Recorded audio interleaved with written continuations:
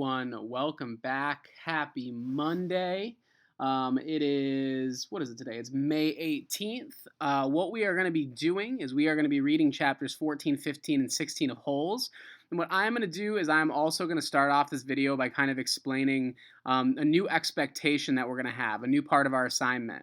So if I go right here, this is what our assignment's going to look like, and you're going to notice that it's a little bit shorter than it normally is. You're going to have some questions where I'm going to have you watch this video from the chapters.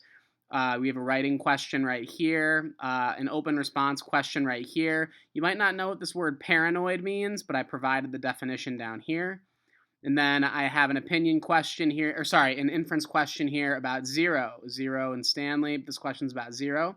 And then you have some multiple choice questions. You might be saying, oh, Mr. Jensen, this looks a lot shorter than normal. It's because there's a second part to this assignment. So what you are going to do is in Google Classroom, you're going to see a link to something called Flipgrid. Flipgrid is a new awesome little tool that we're going to be using to kind of have you reflect and post some videos about what you think about the assignments that we're doing. So this is what Flipgrid is going to look like for you when you open it up.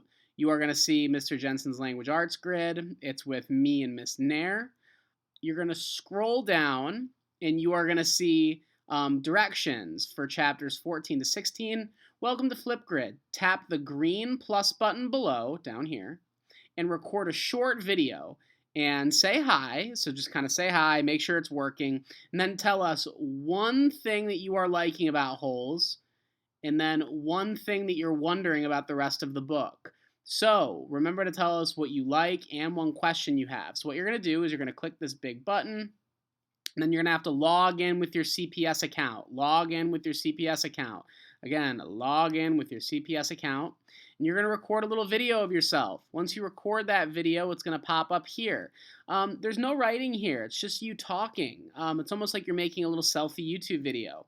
So what I'm going to have you do is you are going to be recording this video, and then I or Miss Nair are going to be giving you some video feedback. So we're going to be making a video and kind of just kind of personalizing a little reflection video, personalizing a response video, and just saying hello and telling you what we think of your responses. So we're going to keep doing this, and I hope it works. You also have one linked to your social studies. We're going to be doing a map assignment again. And what you're going to do is you're going to be telling me one thing that you've learned about maps or one thing that you find interesting so far. Same procedure here. Click this, log in, make your video. You can even respond to other people's, which is so cool. So I'm going to encourage you to respond to other people's. That's not going to be required, but it might be something required moving forward. We're just kind of playing around with this week. It is a Flipgrid week. So I hope this works out, and let me know if you have any questions. But let's get started. Holes. Chapter 14. That night, as Stanley lay on his scratchy and smelly cot, he tried to figure out what he could have done differently, but there was nothing he could do.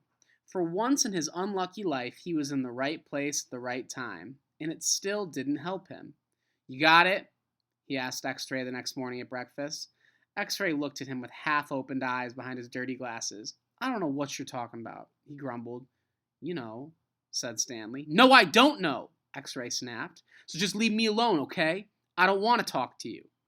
Stanley didn't say another word. Mr. Sir marched the boys out to the lake, chewing sunflower seeds along the way and spitting out the shells. He scraped the ground with his boot heel to mark where each boy was supposed to dig.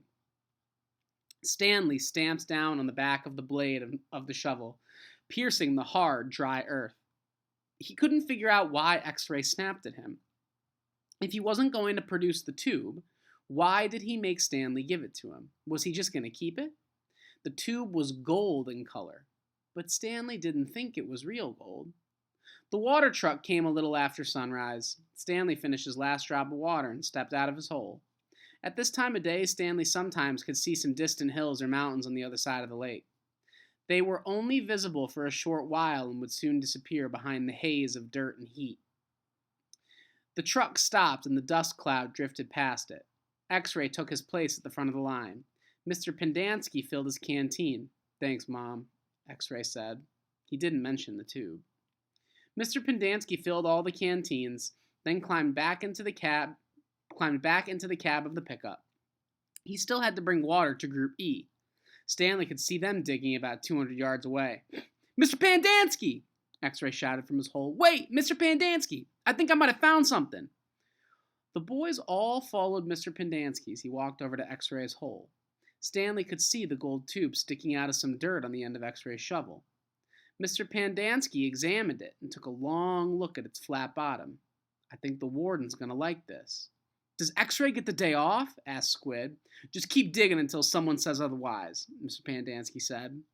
Then he smiled. But if I were you, Rex, I wouldn't dig too hard. Stanley watched the cloud of dust move across the lake to the cabin beneath the trees. The boys in Group E were going to have to wait. It didn't take long for the pickup to return. Mr. Pendanski stepped out of the cab. A tall woman with red hair stepped out of the passenger side. She looked even taller than she was, since Stanley was down in the hole.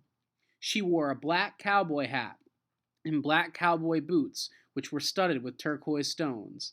The sleeves on her shirt were rolled up, and her arms were covered with freckles, as was her face. She walked right up to X-Ray. This where you found it? Yes, ma'am. Your good work will be rewarded, she turned to Mr. Pendanski. Drive X-Ray back to camp. Let him take a double shower and give him some clean clothes. But first, I want you to fill everyone's canteen. I just filled them a while ago, said Mr. Pendanski. The warden stared hard at him. Excuse me? She said. Her voice was soft. I had just filled them when Rex... Excuse me? The warden said again.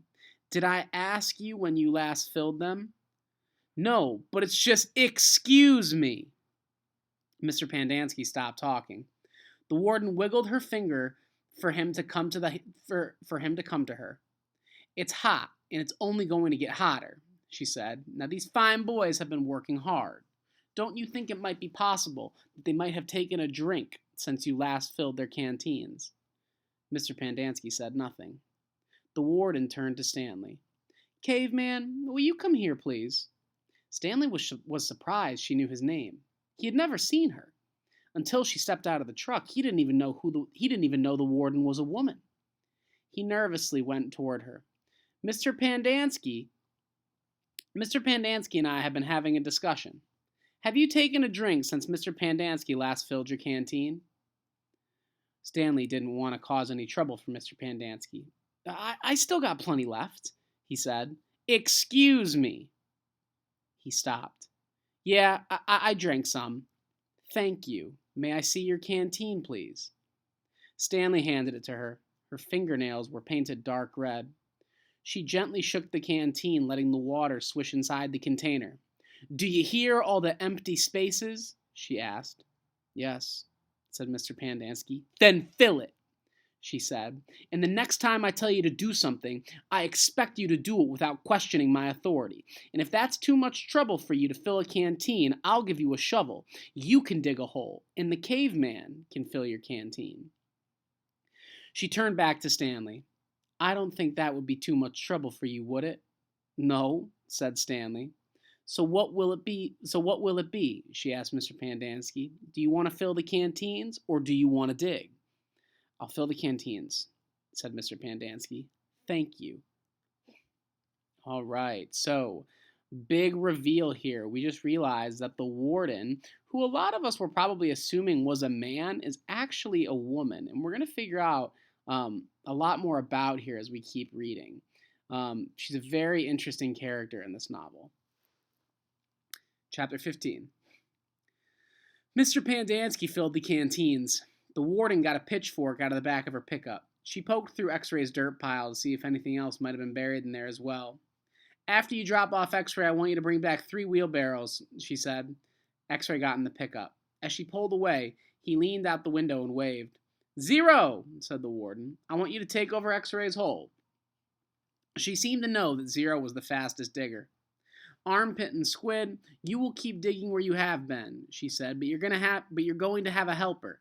Zigzag, you help Armpit. Magnet will help Squid. And Caveman, you'll work with 0. We're going to have to dig the dirt twice. Zero will dig it out of the hole, and Caveman will carefully shovel it into a wheelbarrow. Zigzag will do the same for Armpit, and the same for Magnet and Squid. We do not want to miss anything. If either of you find something, you'll both get the rest of the day off, and a double shower. When the wheelbarrows are full, you are to dump them away from this area. We don't want any dirt piles to get in the way. The warden remained at the site for the remainder of the day, along with Mr. Pandansky and Mr. Sir, who showed up after a while. Occasionally, Mr. Sir would leave to take water to the other groups of campers, but otherwise, he and the water truck stayed there. The warden saw it that nobody in Group D was ever thirsty.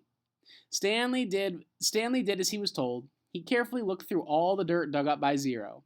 As he shoveled it into a wheelbarrow, though, he knew he wouldn't find anything. It was easier than digging his own hole. When the wheelbarrow was full, he took it a good distance away before dumping it. The warden couldn't keep still. She kept walking around, looking over the boy's shoulders and picking her pitchfork through dirt piles. "You're doing fine, just fine," she told Stanley. After a while, she told the boys to switch places, so that Stanley, Zigzag, and Magnet dug in the holes, and Zero, Armpit, and Squid shoveled the excavated dirt into wheelbarrows. After lunch, Zero took over the digging again, and Stanley returned to the wheelbarrow. "There's no hurry," said the warden several times. "The main thing is not to miss anything." The boys dug until each hole was well over 6 feet deep and wide. Still, it was easier for 2 boys to dig a 6-foot hole than it was for 1 boy to dig a 5-foot hole. "All right, that's enough for today," the warden said. "I've waited this long, I can wait another day." Mr. Sir drove her back to her cabin. "I wonder how she knew all our names," Stanley said as she walked back to the compound. "She watches us all the time," said Zigzag. "She's got hidden microphones and cameras all over the place. In the tents, in the rec room, in the shower." "The shower?" asked Stanley. He wondered if Zigzag was just being paranoid. "The cameras are tiny," said Armpit. "No bigger than the toenail on your little toe." Stanley had his doubts about that. He didn't think they could make cameras that small. Microphones, maybe. He realized that was why X-Ray didn't want to talk to him about the gold tube at breakfast. X-Ray was afraid the warden might have been listening. One thing was certain. They weren't just digging to build character. They were definitely looking for something. And whatever they were looking for in the wrong place. Stanley gazed across the lake towards the spot where he had been digging yesterday and found the gold tube. He dug the hole into his memory. So this chapter is super interesting because we're continuing along that rising action. And like Stanley said, it's very clear that they're not just digging for character or to turn bad boys into good boys. They're looking for something. And that's a big thing I'm wondering right now. What do you think they're looking for? They found this gold tube, but what might the gold tube mean? What might the gold tube show them? What do you think they're looking for? That's something I want you to think about into this next chapter. All right, so this is chapter 16. This will be our last chapter for Monday and Tuesday. Chapter 16. As Stanley entered the rec room, he could hear X-Ray's voice from all the way across the room. "See what I'm saying?" X-Ray said. "Am I right or am I right?" The other bodies in the room were little more than bags of flesh and bones dumped across broken chairs and couches. X-Ray was full of life, laughing and waving his arms around as he talked. "Yo, Caveman, my man," he called out. Stanley made his way across the room. "Hey, slide on over, Squid," said X-Ray. "Make room for the Caveman." Stanley crashed on the couch. He had looked for a hidden camera in the shower. He hadn't seen anything. He hoped the warden hadn't either. "What's the matter?" asked X-Ray. "You guys tired or something?" He laughed. "Hey, keep it down, will you?" groaned Zigzag. "I'm trying to watch TV." Stanley glanced uncertainly at Zigzag, who was staring very intently at a busted-out TV screen. The warden greeted the boys at breakfast the next morning and went with them to the holes. 4 dug in the holes and 3 tended to the wheelbarrows. "Glad you're here, X-Ray," she said. "We need your sharp eyes." Stanley spent more time pushing the wheelbarrow than digging, because he was such a slow digger. He carted away the excess dirt and dumped it into a previously dug hole. He was careful not to dump any in the hole where the gold tube was actually found. He could still see the tube in his mind. It seemed so familiar, but he just couldn't place it. He thought that it might have been the lid to a fancy gold pen. KB could have been the initials of a famous author. The only famous authors he knew were Charles Dickens, William Shakespeare, and Mark Twain. Besides, it didn't really look like the top of a pen. By lunchtime, the warden was beginning to lose her patience. She made them eat quickly, so they could get back to work. "If you can't get them to work any faster," she told Mr. Sir, "then you're going to have to climb down there and dig with them." After that, everyone worked faster, especially with Mr. Sir watching them. Stanley practically ran when he pushed the wheelbarrow. Mr. Sir reminded them that they weren't Girl Scouts. They didn't quit digging until after every other group had finished. Later, as Stanley sat sprawled across the understuffed chair, he tried to think of a way to tell the warden where the tube really was, without getting himself or X-ray into trouble. It didn't seem possible. He even thought about sneaking out at night and digging in that hole by himself. But the last thing he wanted to do after all the digging was dig at night, too. Besides, the shovels were locked up at night, presumably so they wouldn't be used as weapons. Mr. Pandansky entered the rec room. "Stanley," he called as he made his way to him. "His name's Caveman," said X-Ray. "Stanley," said Mr. Pandansky. "My name's Caveman," said Stanley. "Well, I have a letter here for someone named Stanley Yelnats," said Mr. Pandansky. He turned over an envelope in his hands. "It doesn't say Caveman anywhere." "Oh, thanks," Stanley said, taking it. It was from his mother. "Who's it from?" Squid asked. "Your mother?" Stanley put it in the big pocket of his pants. "Aren't you going to read it to us?" asked Armpit. "Give him some space," said X-Ray. "If Caveman doesn't want to read to us, he doesn't have to. It's probably from his girlfriend." Stanley smiled. He read it later after all the boys had gone to dinner. "Dear Stanley, it was so wonderful to hear from you. Your letter made me feel like one of the other moms who can afford to send their kids to summer camp. I know it's not the same, but I am very proud of you for trying to make the best of a bad situation. Who knows, maybe something good will come of this. Your father thinks he is real close to a breakthrough on his sneaker project. I hope so. The landlord is threatening to evict us because of the odor. I feel sorry for the little old lady who lived in the shoe, because it must have smelled awful. Love from both of us." "What's so funny?" Zero asked. It startled him. He thought Zero had gone to dinner with the others. "Nothing. It's just something my mom wrote."